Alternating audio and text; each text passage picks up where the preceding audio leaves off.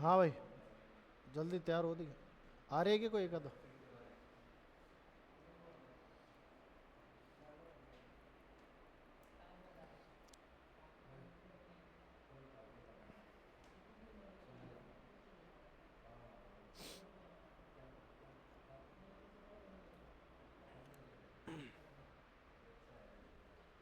चलो ध्यान दो इधर। तो ऑनलाइन वाले बच्चों को जय हिंद, नमस्कार सभी को। आज अपना देखो, दो पार्ट होते हैं। एक तो होता है सेल बायो, कोशिका विज्ञान, है ना। और एक उसी का दूसरा पार्ट है कोशिका विभाजन, सेल डिवीजन, ठीक है। तो मोस्टली जो पुराने वाले उनको सेल बायो वाला पोर्शन कराया है एक बार, तो पहले अपन सेल डिवीजन ले रहे हैं, ठीक है। सेल डिवीजन और सेल बायो में क्या होता है कि जैसे कोई भी ऑर्गेनिज्म है, कोई भी जीव है, उसका निर्माण एक कोशिका से हुआ है ना। पहले एक ही सेल बनी थी, उस एक ही सेल से जो है, मतलब इतने बड़े हाथी है, मानव है, और भी जितने भी जीव हैं, एक कोशिका से उनका निर्माण होता है। सेल जो होती है उसमें कोशिका झिल्ली होती है, सेल मेम्ब्रेन को कहते हैं। इसके अंदर बहुत सारा साइटोप्लाज्म होता है। साइटोप्लाज्म के अलावा और क्या क्या पाए जाते हैं इसमें, तो इसमें माइटोकॉन्ड्रिया होते हैं, है ना। इसमें आपके जैसे प्लांट सेल आप देखोगे तो उसमें लवक मिलेगा, है ना, प्लास्टिड मिलेगा। इसके अलावा और क्या क्या होता है, तो इसमें न्यूक्लियस होता है ना। क्या मिलेगा? न्यूक्लियस, जिसके अंदर डीएनए, मतलब जो जेनेटिक मटेरियल होता है, डीएनए वगैरह, यानी क्रोमोसोम होते हैं न्यूक्लियस में। और उस क्रोमोसोम में क्या होता है? डीएनए होता है, ठीक है। इसके अलावा और जो है कोई सेल है, तो उस सेल के अंदर क्या होते हैं? सीलिया, फ्लैजिला, इस टाइप की स्ट्रक्चर जो होती है, साइटोपंजर होता है, ठीक है। ये सेल बायो के अंदर पड़ते हैं सब चीज़ें ना। अपना आज का टॉपिक है कि कोशिका विभाजन, सेल डिवीजन, ठीक है। देखो, अर्थ पर कोई भी ऑर्गेनिज्म हो, उसकी मतलब निर्माण की स्टार्टिंग जो होती है वो एक सेल से होती है। यानी अपना इतना बड़ा सेल है, इतना बड़ा शरीर है अपना, और अभी लाखों करोड़ों कोशिकाएं अपनी बॉडी में है, लेकिन अपनी सेल का निर्माण, अपनी बॉडी का निर्माण स्टार्ट हुआ था तो वो एक सेल से हुआ था, ठीक है। तो यहाँ कोशिका विभाजन या सेल डिवीजन जो है, उसमें अपन ये पढ़ते हैं कि एक सेल जो है, एक सेल यानी एक कोशिका जो है, एक कोशिका से एक जीव का निर्माण, है ना, एक ऑर्गेनिज्म का निर्माण, है ना, एक जीव का निर्माण, ठीक है। तो एक ऑर्गेनिज्म बनना, एक जीव बनना, ठीक है, ये ही, ये जो पूरी प्रोसेस जो होगी, एक कोशिका से जो जीव का निर्माण होगा, किस प्रक्रिया द्वारा होगा? कोशिका विभाजन द्वारा ना। कोशिका विभाजन द्वारा होगा, सेल डिवीजन द्वारा होगा। इस पूरी प्रोसेस जो चलेगी, एक बड़े जीव का निर्माण होगा, वो एक कोशिका से उसकी शुरुआत होगी, बड़ा जीव बन जाएगा। तो इस पूरी प्रक्रिया में अपन क्या देखेंगे? कोशिका विभाजन देखेंगे, ठीक है। अब देखो, इसके अंदर अपन कोशिका विभाजन में एक पॉइंट अपन पढ़ते हैं, उसका नाम है कोशिका चक्कर, सेल साइकिल, है ना। इसमें जो मेन पॉइंट है वो है कोशिका चक्कर, और कोशिका चक्कर को अपन बोलते हैं सेल साइकिल, है ना।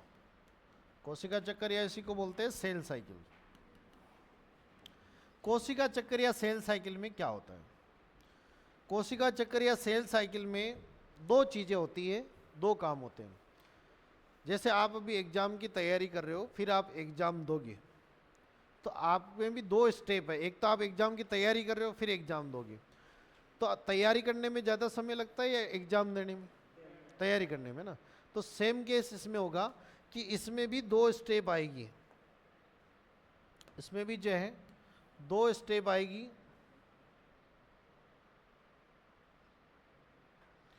इसमें भी दो स्टेप आएगी, है ना।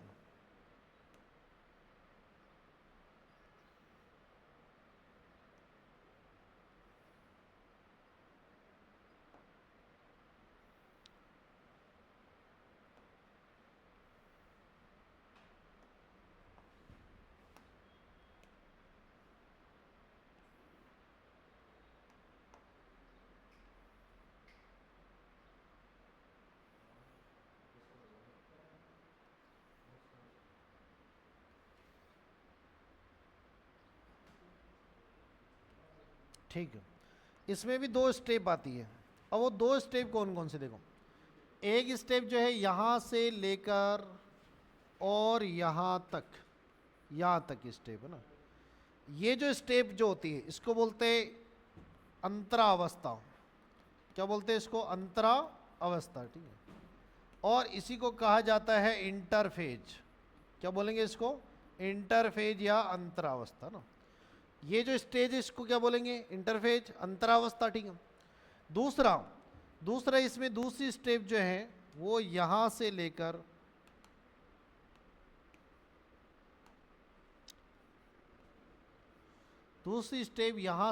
यहां तक की है ना, इस स्टेप को बोलते हैं एम फेज, एम प्रावस्था ना, एम प्रावस्था, या इसको बोलते हैं सूत्री विभाजन। क्या कहते हैं इसको? सूत्री विभाजन, ठीक है। इसको सूत्री विभाजन कहते हैं या इसको एम फेज बोलते हैं, ठीक है। तो दो अवस्थाएं होगी इसमें। एक तो ये अवस्था जो तैयारी करने वाली है, यानी कोशिका विभाजन में क्या होता है कि कोशिका विभाजन की पहले तैयारी होती है, फिर क्या होता है? विभाजन। तैयारी में समय ज़्यादा लगता है, विभाजन में समय कम लगता है। तैयारी वाली अवस्था जो होती है उसको क्या कहते हैं? अंतरावस्था या इंटरफेज बोलते हैं। हिंदी वाले भी ये टर्म ऐसे हिंदी में याद रखेंगे, इंटरफेज, है ना। इसको आप बोलोगे इंटरफेज, ठीक है। और जो विभाजन जो होगा उस अवस्था को क्या बोलेंगे? एम फेज, है ना। तो यहाँ कोशिका चक्कर में दो अवस्थाएं होती है। कौन सी दो अवस्थाएं होती है? एक तो तैयारी वाली, यानी कोशिका विभाजन की तैयारी वाली, और एक जिसमें कोशिका विभाजन होता है। तैयारी वाली अवस्था है उसको क्या बोलोगे? अंतराफेज या इंटरफेज। और जिसमें तैयारी होती है, ये विभाजन होता है, उसको क्या बोलोगे? एम फेज या सूत्री विभाजन बोलोगे। अब देखो इधर कि इधर जो है अपने पास में अंतरावस्था है। इस अंतरावस्था में 3 फेज होते हैं ना। अंतरावस्था में कितने फेज होते हैं? 3 फेज, ठीक है।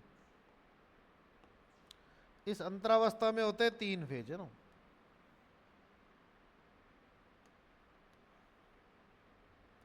देखो, एक अवस्था होती है जिसको बोलते हैं जीवन। क्या बोलते हैं? जीवन। एक अवस्था को बोलते हैं एस, और एक अवस्था जो होती है उसको बोलते हैं G2।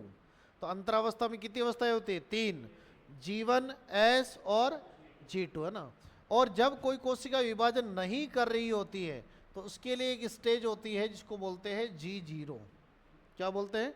G0, है ना। शून्य अवस्था इसको कहा जाता है, ठीक है। तो ये तो हो गए अंतरावस्था के। तो अंतरावस्था के 3 टाइप है, इंटरफेज के 3 टाइप, यानी कोशिका विभाजन की जो तैयारी होगी उसमें 3 फेज है। कौन कौन से? G1, S, G2, G1, S, G2, ठीक है। फिर इधर आ जाओ एम फेज में। तो एम फेज में मेनली 2 अवस्था होती है। कौन कौन सी? देखो, यहां से लेकर यहां तक की अवस्था, ये अवस्था जो होती है इसको बोलते हैं कैरियोकाइनेसिस, है ना। कैरियोकाइनेसिस, इस स्टेट को बोलते हैं कैरियोकाइनेसिस, कैरियोकाइनेसिस, ठीक है। दूसरी कि जो यहाँ से लेकर यहाँ जो मेनली सेल डिवीजन होता है इसको बोलते हैं साइटोकाइनेसिस। क्या बोलेंगे इसको? साइटोकाइनेसिस, ठीक है। इसको बोलेंगे साइटोकाइनेसिस, साइटोकाइनेसिस, ठीक है। क्या हुआ दोनों में? दोनों में क्या हुआ? देखो, कैरियोकाइनेसिस और साइटोकाइनेसिस में ना, कि जो कैरियोकाइनेसिस है उसमें तो केंद्र का विभाजन होता है, न्यूक्लियस डिवीजन होता है, न्यूक्लियर डिवीजन होता है ना। यानी केंद्र जो है, एक केंद्र का एक टुकड़े से 2 टुकड़े बनेंगे, ठीक है। और इधर जो साइटोकाइनेसिस, उसमें जो साइटोप्लाज्म होता है, कोशिका द्रव्य जो होता है, वो कोशिका द्रव्य कितने भागों में बढ़ जाएगा? 2 भाग। आप उतारो मत, आपको आराम से टाइम देंगे ना आज, ठीक है। वो रटने वाले टॉपिक गए, अब सब समझने वाले हैं ना, आराम से हिंदी इंग्लिश दोनों हो जाएंगे, कोई दिक्कत नहीं है ना।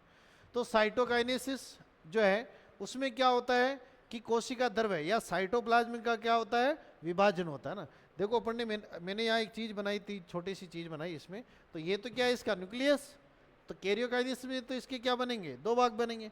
और ये साइटोप्लाज्म है, इसके 2 भाग किसमें बनेंगे? साइटोकाइनेसिस में, ये साइटो मतलब कि जो है साइटोकाइनेसिस में, ठीक है।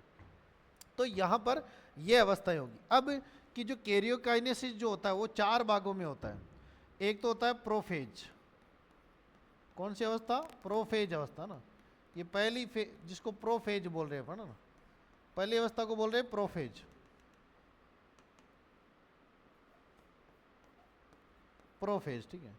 दूसरी अवस्था इसमें होती है, इसको बोलते हैं मेटाफेज, है ना, मेटाफेज। मैं सिर्फ मेटा लिख रहा हूँ, आगे फेज आप लिख लेना, ठीक है। इसके बाद में आता है एनाफेज, एनाफेज है ना। उसके बाद में आता है टीलियोफेज, और लास्ट में आता है साइटोकाइनेसिस, है ना, साइटोकाइनेसिस जो अपन ने बाहर लिख दिया है। तो साइटोकाइनेसिस एक अलग प्रोसेस है। तो कैरियोकाइनेसिस में कितने फेज हो गए? 4 फेज हो गए, है ना।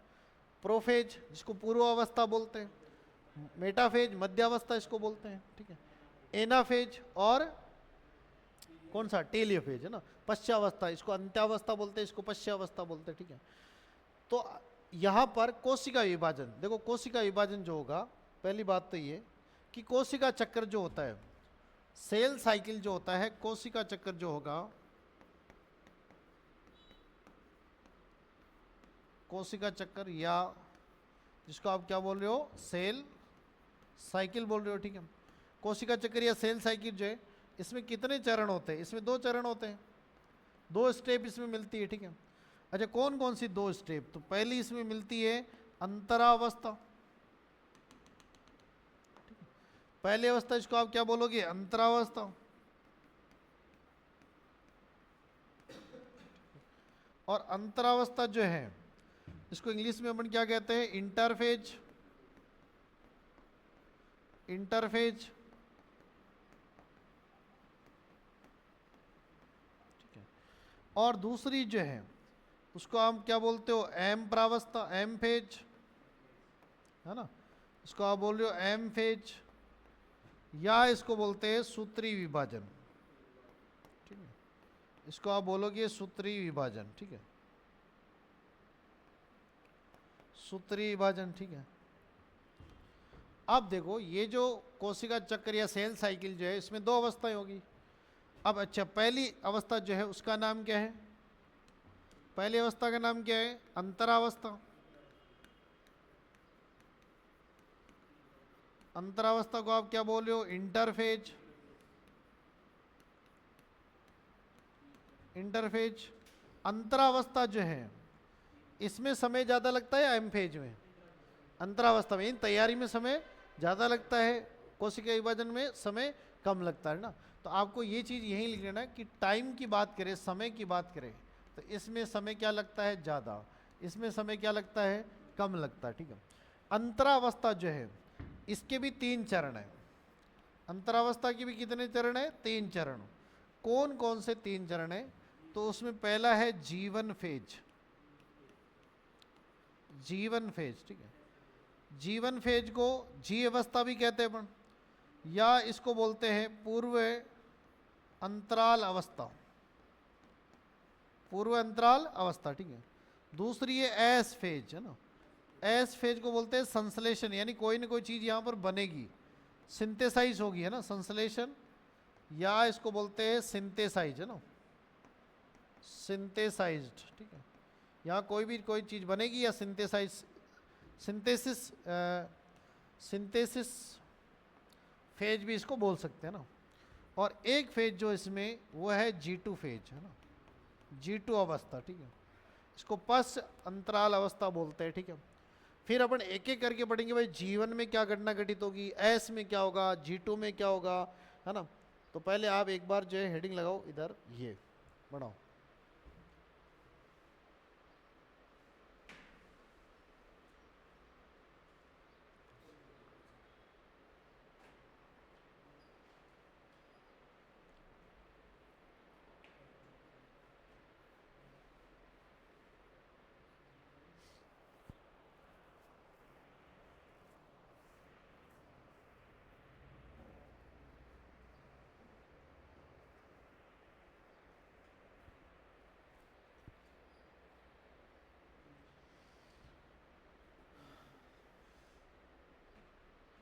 लिख लिया? चलो आगे लिखो, बढ़ाओ। अब हिंदी वाले जैसे साइटोकाइनेसिस को मैं यहाँ हिंदी में लिख रहा हूँ कोशिका द्रव्य विभाजन, है ना।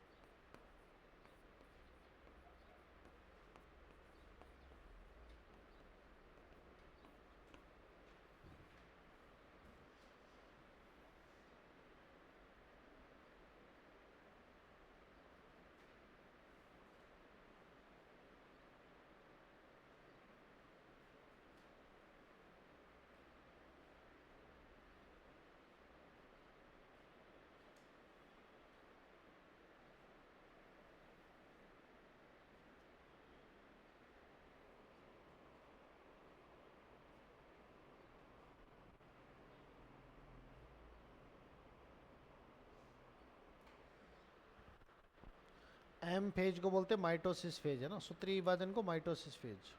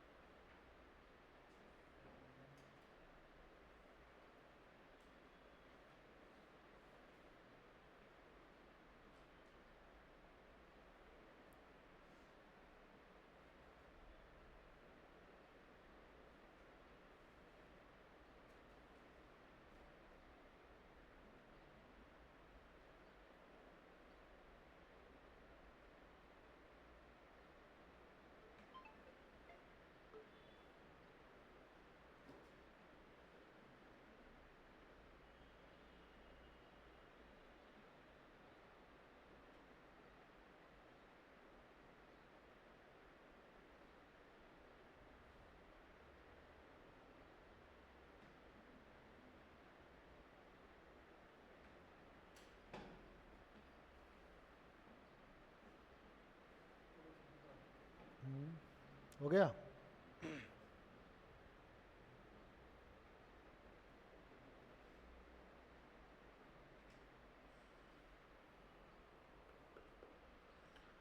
ठीक है, इसको बोलते हैं सूत्रीय विभाजन को एम फे, है ना, माइटोसिस डिवीजन, है ना। ठीक है, बाकी सब हो गया। अब आगे बढ़ो। आगे जो अपने पास में कोशिका चक्र सेल साइकिल के दो चरण होंगे, अंतरावस्था एम फेज, या इसको अपन बोल रहे हैं माइटोसिस डिवीजन।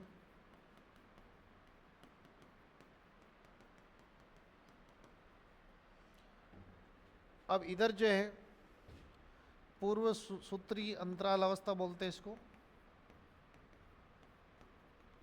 हिंदी में इसको बोल देते हैं पश्च सूत्री अंतराल अवस्था।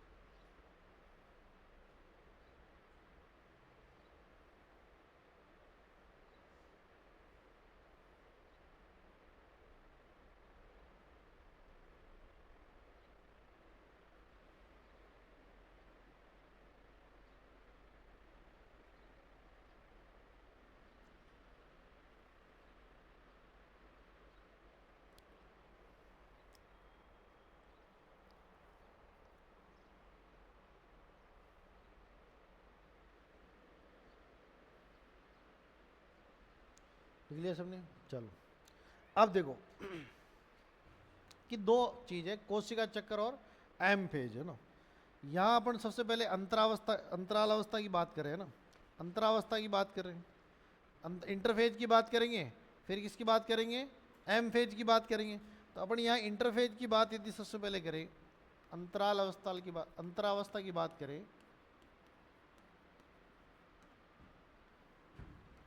या जिसको अपन बोले इंटरफेज, अंतरावस्था या इंटरफेज का जो है दो मेन काम है इसके। एक तो है इसमें कोशिका द्रव्य वृद्धि होती है, एक तो किसकी वृद्धि होती है, इसमें कोशिका द्रव्य में वृद्धि होती है। साइटोप्लाज्म जो है, कोशिका द्रव्य या साइटोप्लाज्म में वृद्धि होगी,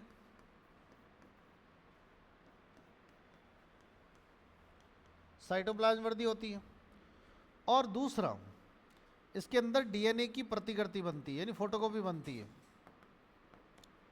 डीएनए की प्रतिकृति, replication of DNA, replication of DNA, ये दो काम होते हैं, रेप्लिकेशन ऑफ डीएनए। ठीक है, तो इसमें दो काम होंगे, एक तो कोशिका द्रव्य में वृद्धि होगी और दूसरा डीएनए की क्या बनेगी, प्रतिकृति बनेगी, रेप्लिकेशन होगा डीएनए ना, कॉपी बनेगी डीएनए की, ठीक है, इंटरफेज अवस्था के अंदर, ठीक है। अब क्या होगा इसमें कि अपन ने ये देखा कि अंतरावस्था कितने प्रकार की होती है, 3 प्रकार की, G1S G2, G1S G2, ठीक है। तो देखो यहां सबसे पहले अपन बात करेंगे G1 फेज, G1 अवस्था ना, सबसे पहले G1 अवस्था, G1 फेज, ठीक है। G1 फेज क्या बोलता है, अपन एक हिंदी में नाम लिखा है यहाँ, पूर्वी सूत्री अंतराल, यानी इसको डायग्राम से समझेंगे अपन, है ना। देखो यहाँ पर कि ये जो है ये सूत्री विभाजन है, ये क्या है, सूत्री विभाजन, ठीक है। और सूत्री विभाजन जो है वो इससे क्या होगा, पहले होगा, पहले होगा, है ना। तो ये पूर्वी सूत्री ऐसा विभाजन जो पूरी सूत्री विभाजन के बाद की अवस्था है ना, पूरी सूत्री विभाजन की बाद की अवस्था है, ठीक है। तो ये सूत्री विभाजन कौन सा, जो पहले हो रहा है ना, पहले जो हो रहा है पूर्व में हो रहा है, ठीक है। तो यहाँ सूत्री विभाजन जो हो रहा है, और आगे यहाँ आगे अपन ये पढ़ेंगे कि एस अवस्था जो है उसमें डीएनए की क्या बनेगी, प्रतिकृति बनेगी, है ना। एस अवस्था में डीएनए क्या बनेगी, प्रतिकृति बनेगी, है ना। एस अवस्था में डीएनए क्या बनेगी, प्रतिकृति, ठीक है। इसमें जो है एक करेक्शन करना है, या पूर्व की जगह करना है या पश्च, है ना, हिंदी वाले, और इसको क्या करना, पूर्व है।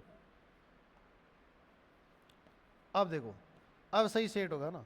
अब देखो पश्च सूत्री विभाजन है ना, पश्च सूत्री विभाजन है ना, या पश्च सूत्री अंतराल है ना, यानी पश्च सूत्री का मतलब सूत्री विभाजन के बाद, और इसमें डीएनए की फोटोकॉपी बनेगी, तो इन दोनों के बीच का भाग है, इन दोनों के बीच का भाग है। दूसरा कि इस भाग में कोशिका द्रव्य में क्या होती है, वृद्धि होती है ना। तो यहाँ 2 काम इसमें देखेंगे अपन, एक तो इस स्टेज में किसकी वृद्धि होगी, कोशिका द्रव्य की, है ना, कोशिका द्रव्य, या जिसको अपन बोले साइटोप्लाज्म,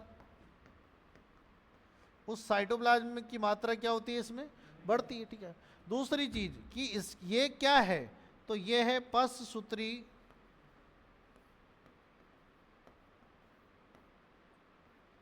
विभाजन, वह, या आप यूं इसको यूं बोल सकते हो,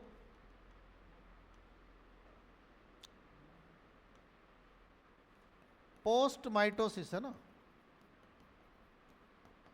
पोस्ट माइटोसिस यानी पश्च सूत्री विभाजन, है ना, पश्च सूत्री विभाजन, वह जो डीएनए की प्रतिकृति बनती है, या आप यूं कह सकते हो डीएनए की प्रतिकृति किसमें बनेगी, एस फेज में, एस अवस्था के बीच की अवस्था ना, एस अवस्था के बीच की अवस्था ना। देखने पर डायग्राम को देख के अपने को पता चल रहा है कि ये जो है किसके बीच की अवस्था है, एस फेज और मतलब कि पोस्ट माइटोसिस, ठीक है। देखो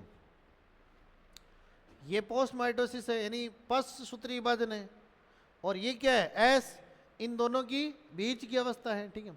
तो इसमें केवल आपको 2 बातें ध्यान रखनी है कि एक तो ये पश्च सूत्री विभाजन और एस अवस्था के बीच की स्टेज है, और दूसरा इसमें कोशिका द्रव्य की मात्रा क्या होती है, बढ़ती है। अब कोशिका द्रव्य में आपको सब चीज़ें आ जाएगी, वो प्रोटीन आ जाएगी, उसके अंदर जो है एटीपी की मात्रा आ जाएगी, वो सब चीज़ें आ जाएगी। कोशिका द्रव्य क्यों बढ़ रहा है, क्योंकि उसको विभाजित होकर एक से क्या बनानी है, 2 सेल बनानी है ना, 1 से 2 सेल बनानी है, इसलिए, ठीक है। उसके बाद में दूसरी अवस्था जो है जिसको अपन बोल रहे हैं एस अवस्था ना, दूसरी अवस्था को क्या बोलते हैं, एस अवस्था, ठीक है, एस अवस्था, ठीक है। देखो एस अवस्था में क्या होता है, एस अवस्था के अंदर यानी इस स्टेप में, इस स्टेप में क्या होगा ना, इस स्टेप में क्या क्या होने वाला है, एक तो यहाँ डीएनए की प्रतिकृति बनती है, रेप्लिकेशन ऑफ डीएनए, यानी डीएनए की फोटोकॉपी बन जाती है। डीएनए की फोटोकॉपी क्यों बनती है, इसका कारण क्या है, कारण समझते पहले अपन इसका। देखो मान लो यहाँ एक कोशिका, एक सेल है ना, एक सेल है, उस एक सेल में क्रोमोसोम की संख्या है 46, अपने अंदर 46 गुणसूत्र होते हैं, 46 क्रोमोसोम होते हैं, ठीक है। अब वो 46 क्रोमोसोम किसके रूप में रहते, जोड़े में रहते, 23 के जोड़े में रहते, पेयर में रहते, ठीक है। अब मान लो इस एक कोशिका से 2 कोशिका, ये कोशिका विभाजित होकर और 2 कोशिका बना ली इसने, तो ये 46 आधे आधे हो जाएंगे, तो क्या पूरे गुणसूत्र संतति के पास जाएंगे, क्या नहीं जाएंगे, है ना। इसका मतलब क्या करना है, पहले इसको डबल करते हैं, पहले इसको डबल कर लेंगे, ऐसी की ऐसी फोटोकॉपी बना लेंगे, फिर इसको दोनों में क्या कर देंगे, बराबर बांट देंगे, ऐसा ही होता है, कोशिका विभाजन के बाद जो गुणसूत्र होते हैं वो बराबर मात्रा में दोनों संततियों में क्या कर दिए जाते हैं, बांट दिए जाते हैं, ठीक है। इसलिए वो डीएनए की प्रतिकृति बन रही है ना, इसलिए यहाँ पर जो है डीएनए की फोटोकॉपी बन रही है। ये जो डीएनए की फोटोकॉपी यहाँ बन रही है, डीएनए की प्रतिकृति इस अवस्था में बनेगी, वो किस लिए, ताकि दोनों संततियों में बराबर गुणसूत्र दे सके, ठीक है। अगली चीज कि इस एस प्रवास्ता में आगे अपन ये पढ़ेंगे एक सरना, जैसे तारक काय आपने नाम सुना तो सेंट्रियोल, तारक काय जिसको कहते हैं ना, सेंट्रियोल्स बोलते हैं, वो जो तारक काय है सेंट्रियोल्स जो है उसकी भी कॉपी बनती है। और वो जो है तारक काय वो क्या करते हैं, वो दोनों साइड से पकड़कर गुणसूत्रों को, क्रोमोसोम को तोड़ने का काम करते हैं, डिवीजन में भाग लेते हो ना। तो वो जो तारक काय सेंट्रियोल जो होते हैं उनका मतलब वो भी कहाँ मल्टीपल होते हैं, इसी जगह पर है ना, एस फेज के अंदर है ना। तो एस फेज की जो खास बातें अपने को इसमें लिखनी है, तो एक तो इसमें होता है डीएनए की प्रतिकृति, ठीक है, एक तो इसमें डीएनए की प्रतिकृति बनेगी, रेप्लिकेशन ऑफ डीएनए,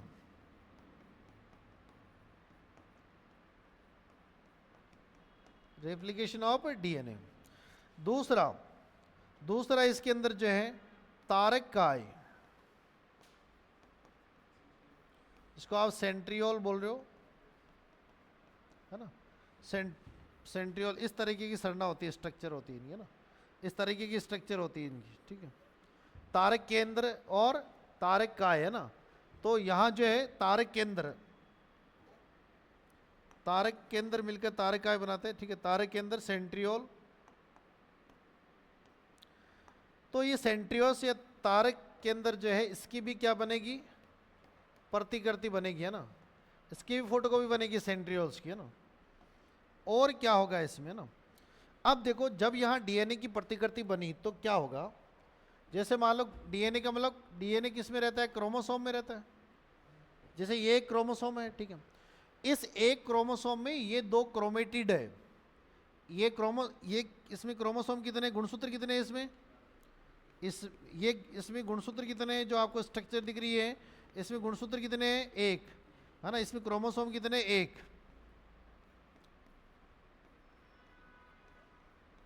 इसमें क्रोमोसोम है एक, है ना। लेकिन इसमें आपसे पूछे कि इसमें क्रोमेटिड कितनी है, क्रोमेटिड कितनी है इसमें ना, तो इसमें क्रोमेटिड है दो, भुजाएं कितनी है इसमें क्रोमेटिड है दो, है ना। तो ये है ना, दो भुजाएं इसके अंदर है ना, ये 1 नंबर और ये 2 नंबर। लेकिन जब डीएनए की प्रतिकृति बन जाएगी, है ना, डीएनए की प्रतिकृति जब बन जाएगी, रेप्लिकेशन हो जाएगा, जब डीएनए की जब प्रतिकृति बन जाएगी तो इस स्ट्रक्चर का क्या होगा, इस स्ट्रक्चर में कुछ चेंजेस आएगा। ये जो स्ट्रक्चर है इसमें जो ये क्रोमोसोम है इसमें 4 भुजाएं बन जाएगी, कितनी भुजाएं बन जाएगी, 4 का मतलब जो क्रोमेटिड 2 थी वो कितनी हो जाएगी, 4। लेकिन ये क्रोमोसोम एक ही है, यदि ये टूटकर अलग हो जाता ना तब तो अपन मानते कि भाई क्रोमोसोम मतलब ज़्यादा बन गए, लेकिन ये क्रोमोसोम एक ही है ना। इस स्थिति में यानी डीएनए की रेप्लिकेशन के बाद भी गुणसूत्र या क्रोमोसोम जो होता है उसकी संख्या कितनी बचती है, उतनी ही बचती है। लेकिन जो क्रोमेटिड है, उस क्रोमेटिड जो होती है इसको बोलते हैं 2C, क्या बोलते हैं, 2C। लेकिन इसमें क्रोमेटिड जो है वो डबल हो जाती है, कैसी हो जाती है, 4C हो जाती है, कितनी हो जाती है, 4C, है ना। यानी अपने अंदर 46 क्रोमोसोम होते हैं, 46 गुणसूत्र होते हैं, ठीक है, और 46 गुणसूत्र जो है उसमें क्रोमेटिड कितनी होगी, डबल, 92 होगी ना।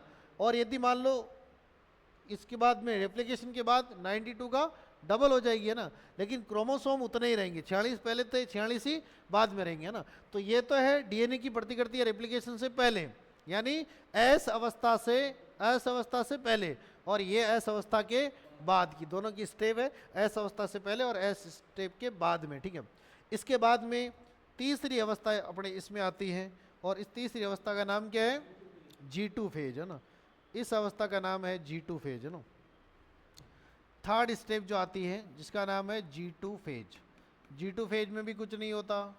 G2 फेज में भी क्या होता है कि यहाँ जो G2 फेज जो होगा इसमें साइटोप्लाज्म यानी कोशिका द्रव्य की मात्रा क्या होगी, ज़्यादा होगी, है ना। कोशिका द्रव्य या साइटोप्लाज्म यहाँ पर क्या होगा, बढ़ेगा, ठीक है। अब देखो क्वेश्चन जो है वो बहुत सारे, हालांकि अपन और भी क्वेश्चन बढ़ा सकते हैं, जैसे मान लो ये जो टेबल है इससे, है ना, बताओ G2 फेज किसके बीच की अवस्था है, तो यहाँ एस फेज है ना और प्रोफेज के बीच की अवस्था, ठीक है। इस अवस्था में देखो, जीवन अवस्था में जो साइटोप्लाज्म बढ़ता है, कोशिका द्रव्य जो बढ़ता है, वो किसके लिए, डीएनए की प्रतिकृति के लिए, रेप्लिकेशन के लिए बढ़ता है। और यहाँ जो कोशिका द्रव्य साइटोप्लाज्म बढ़ रहा है, वो किसके लिए बढ़ रहा है, सेल डिवीजन के लिए, कोशिका विभाजन के लिए वो जो है बढ़ता है, ठीक है। ये चीजें आप उतारो, यहाँ ये उतार लिया, चलो ये उतारो।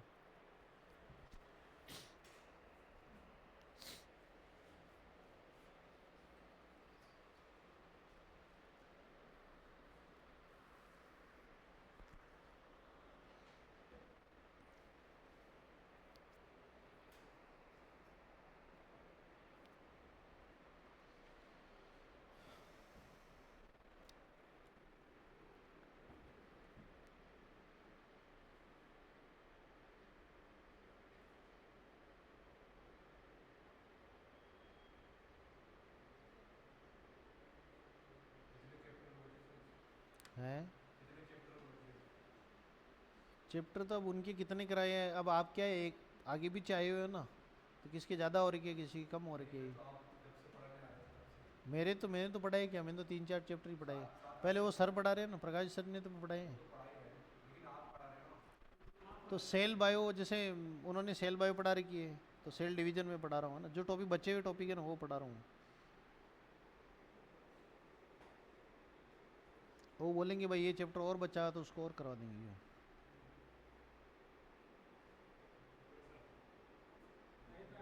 हो गया, कर लो आराम से कर लो।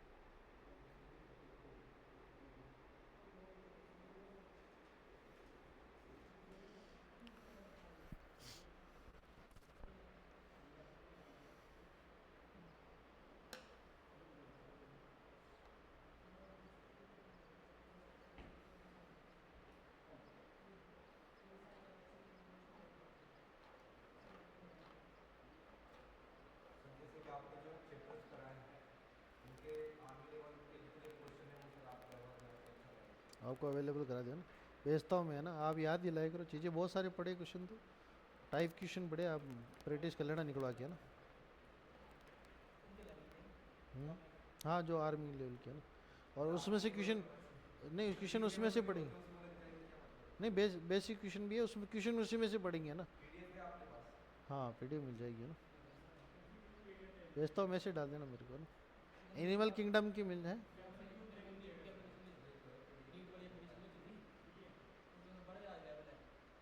उसको, हाँ अच्छा लेवल का दे रखा है उसमें, हाँ हाँ। देखो सबसे बेस्ट तरीका मैं बताऊँ आपको, आप जैसे अभी चैट जीपीटी चल रही है ना, तो उसमें क्या है, आपके एनए और जीडी में टॉपिक का नाम डालो उसमें, और उससे सर्च क्वेश्चन सर्च कर लो, उससे बाहर क्वेश्चन नहीं जा रहा। नहीं नहीं बहुत सिंपल, बेसिक क्वेश्चन भी देते हैं, और क्वेश्चन है, हाँ वो क्वेश्चन आपके तो वही आते हैं इजी टाइप की, है ना, उससे आजकल क्वेश्चन बहुत पढ़ रहे हैं उससे ना। और उसमें एक प्रॉब्लम है, आप उसमें टॉपिक वाइज क्वेश्चन सर्च करो, है ना।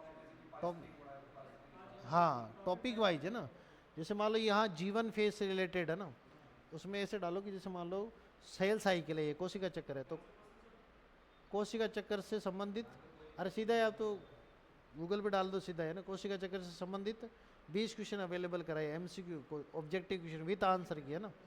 तो ऐसे क्वेश्चन करके वो क्वेश्चन देखो, उससे इंपॉर्टेंट कुछ नहीं है, मान के चलो टॉपिक से रिलेटेड, है ना। अब आप क्या इधर उधर से बुक के लाते हो या और लाते हो ना, उसमें क्या है कि वो पुराने कई लोग ऐसे कि जो पुरानी की जो किताबें थी, मान लो नीट में चल रही थी, आज ये आरबीएससी में उनके क्वेश्चन फंसा रखे उसके अंदर, अपन फालतू में उसको टाइम वेस्ट कर रहे पड़ रहे। इसमें क्या है कि एग्जैक्ट क्वेश्चन मिलेंगे अपने, एनसीईआरटी बेस्ड क्वेश्चन मिलेंगे, वही काम के अपने लिए। हाँ, मोस्ट कहने मतलब हर टॉपिक वाइज कर लो, 5 क्वेश्चन कर लो। जैसे आप 10 सर्च करोगे ना तो आपको 5 क्वेश्चन अच्छे मिलेंगे उसके अंदर, है ना। सेल साइकिल के आप 20 क्वेश्चन लगाओगे, 20 क्वेश्चन, तो 20 में से 10 आपको एक नंबर क्वेश्चन मिलेंगे। उससे बेटर कुछ नहीं है दुनिया में, ये मान के चलो, वही है सबसे बड़ी। ये बता लिया, उतारो।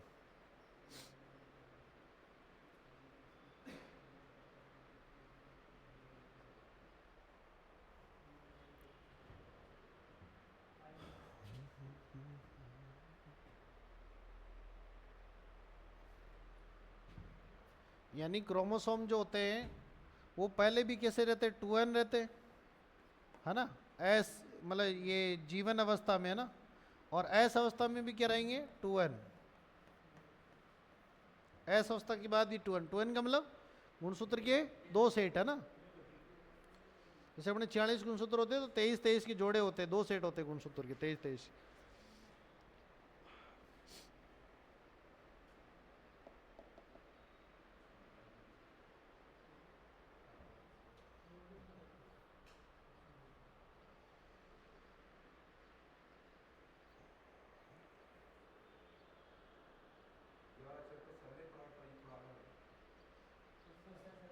जो सेल इसी का पार्ट है, सेल साइकिल।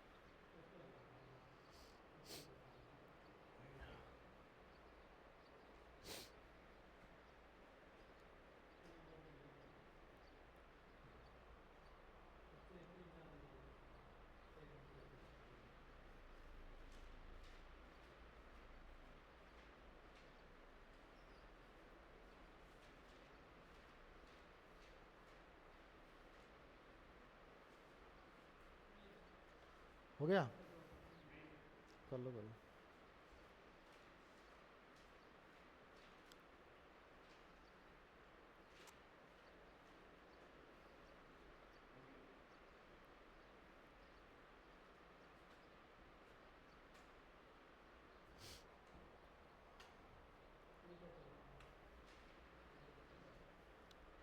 लिखो, G2 फेज में साइटोप्लाज्म ज़्यादा होता है और प्रोटीन निर्माण होता है ना,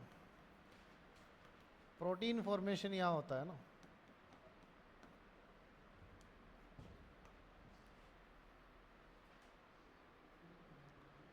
देखो, कोशिका जो कोशिका चक्कर जो होता है, सेल साइकिल जो होती है, अलग अलग जीवों की अलग अलग होती है। जैसे मानव है, ह्यूमन की बात करें अपन,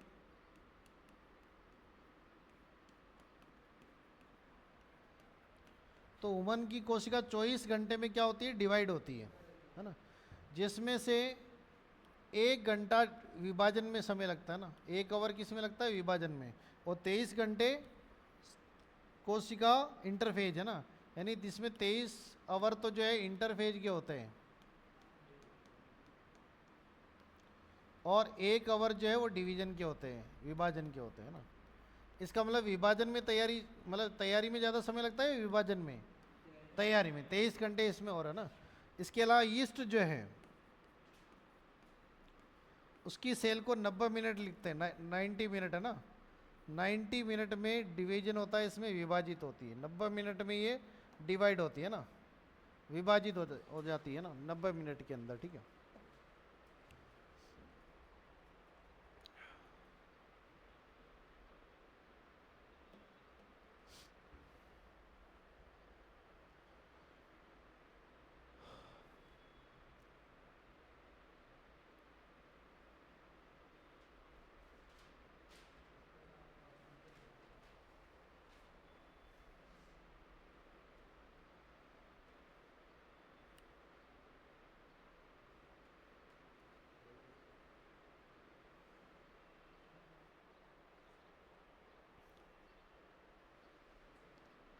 अब इसके बाद में 2 विभाजन अपन पढ़ेंगे, एक तो समसूत्रीय विभाजन, माइटोसिस डिवीजन, और एक मियोसिस, अर्धसूत्रीय विभाजन, है ना। 2 छोटा छोटा पोर्शन है, आराम से जल्दी हो जाएगा, ठीक है।